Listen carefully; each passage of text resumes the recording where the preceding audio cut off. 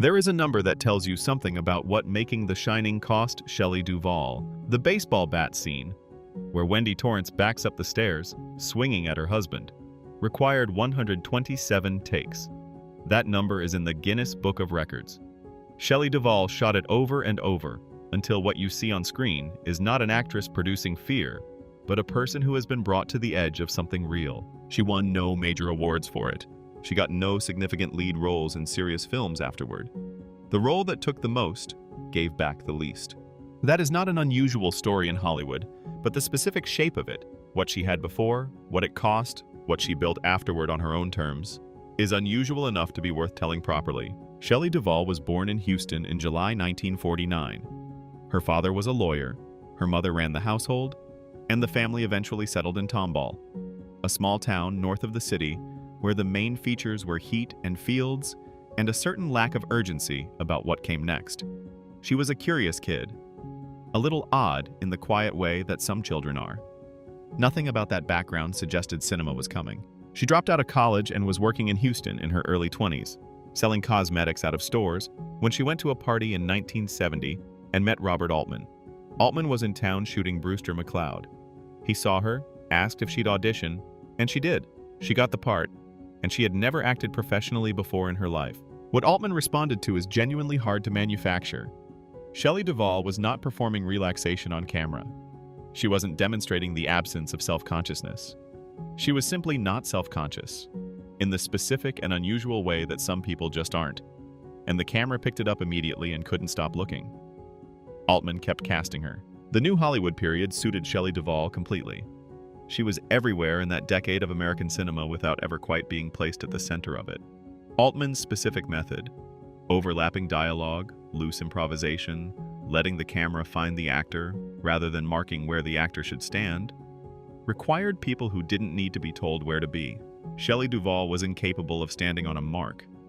She moved through scenes the way people move through rooms. She and Paul Simon were together for several years in the mid-1970s. Simon has talked about her in interviews over the decades with the same consistent warmth. She was genuinely unlike anyone he knew. Someone who couldn't maintain a false front even when having one would have been easier. They lived in the same Los Angeles artistic world.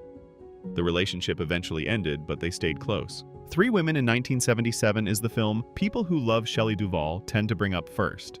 Millie Lamoureux, Shelley Duvall's character, is a relentless social performer with not enough social standing to justify the performance. Shelley Duvall played all of that without once showing you the machinery underneath. You feel sorry for Millie, and you're embarrassed by her, and you find her fascinating all at once. She won Best Actress at Cannes for it. She was 28 years old. Then came The Shining.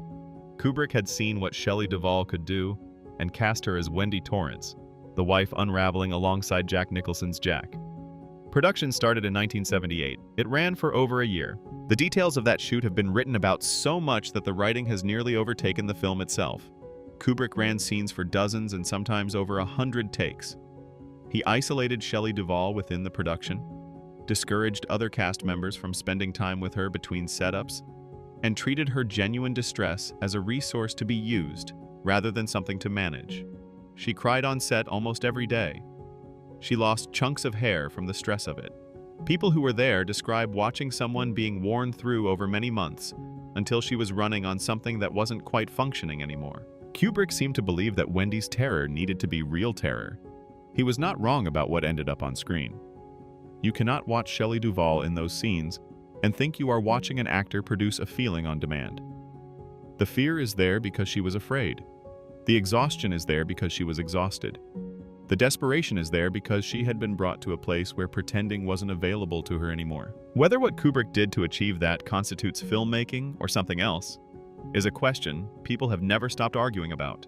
What is not arguable is that the finished performance is extraordinary, that Shelley Duvall received no significant award recognition for it, and that the serious film roles stopped coming after it. What she did next surprised everyone. Shelley Duvall started a production company called Platypus Productions and launched Fairy Tale Theater on Showtime in 1982. It ran for 5 years, 27 episodes. Each episode took a classic fairy tale and cast it with notable actors in productions that felt handmade and theatrical rather than cheap. She wasn't attaching her name to someone else's project. She was choosing the stories, selecting the casts, and carrying a specific visual sensibility through every episode. The aesthetic is slightly absurdist, clearly constructed, warm without becoming sentimental.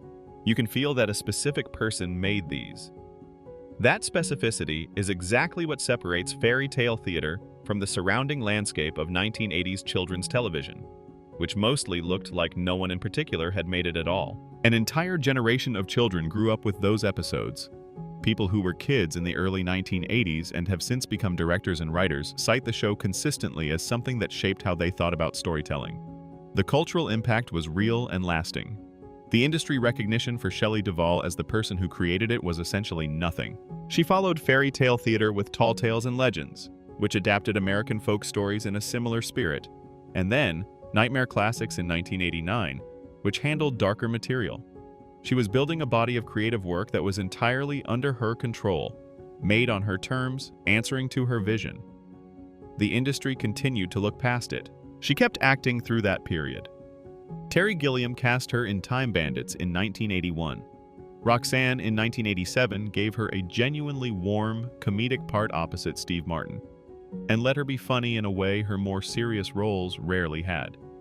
The work was steady even as the quality of what was being offered declined through the 1990s. The kind of films that had defined her at her peak weren't being made the same way anymore. The directors who had loved her were doing other things. She took smaller parts in projects that didn't require what she could actually do. She started spending more time in Texas. The move back from Los Angeles was gradual and then permanent. She ended up in Blanco, a hill country town about an hour southwest of Austin. Limestone buildings and live oaks and a few thousand people. The kind of place you go when the larger noise has become too much. What was happening with Shelley Duvall's health during those years, from the late 1990s through the 2000s and into the 2010s, is something she spoke about in pieces, and that people around her described in incomplete ways. She had delusions. She had paranoid episodes. She believed things about her situation that no amount of gentle correction could reach. She had periods of relative clarity and periods when she was barely managing. She had people who cared about her. Old friends from her professional past who stayed in touch. Neighbors in Blanco who knew her as a person rather than as a former actress. She had her cats and her house and her routines. But she was not getting consistent and adequate treatment, and if she was getting some version of it, it wasn't enough. The Dr. Phil episode in November 2016 made all of that visible to everyone at once. Shelley Duvall appeared on the show and talked about being stalked, about shapeshifters, about her boyfriend being replaced by someone who looked exactly like him. She was clearly frightened. She was clearly confused.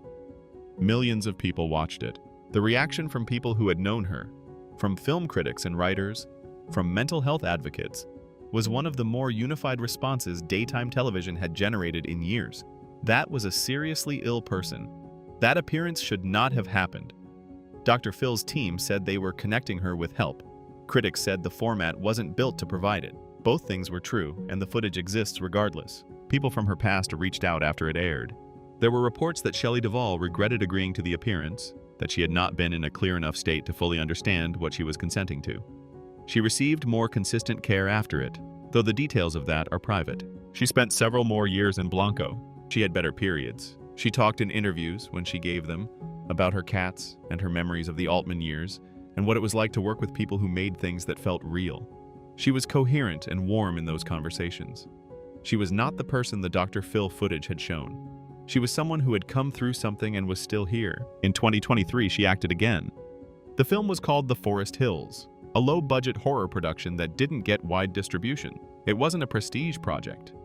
But Shelley Duvall was on a film set for the first time in roughly 20 years, and the people who worked with her said she was present, and that the camera still found her the way it always had. She died on July 24, 2024, in Blanco. She was 75. The cause was complications from type 2 diabetes. The tributes placed The Shining first, because that's what most people carry. Then the Altman films. Then fairy tale theater, usually described as something people remembered watching as children without knowing who was responsible for it. Then a careful sentence or two about later difficulties. What the tribute format couldn't hold is the actual shape of the thing.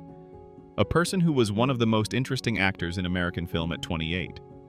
Who spent the most productive decade of her creative life making fairy tales for children. who appeared on daytime television in obvious distress at 67, who lived alone with cats in a small Texas town and died from a disease that was manageable until it wasn't. That doesn't resolve into a clean arc. It's not a cautionary tale about Hollywood, though the industry's failure to protect the people it uses is real and runs through her whole story. It's not a redemption narrative.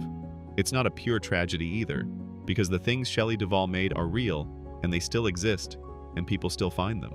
The thread that runs through all of it is the quality Altman noticed at that party in 1970. She was entirely present. She couldn't put distance between herself and experience.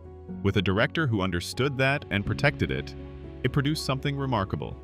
With a director who treated it as raw material to extract, it still produced something remarkable, in a much more troubling way.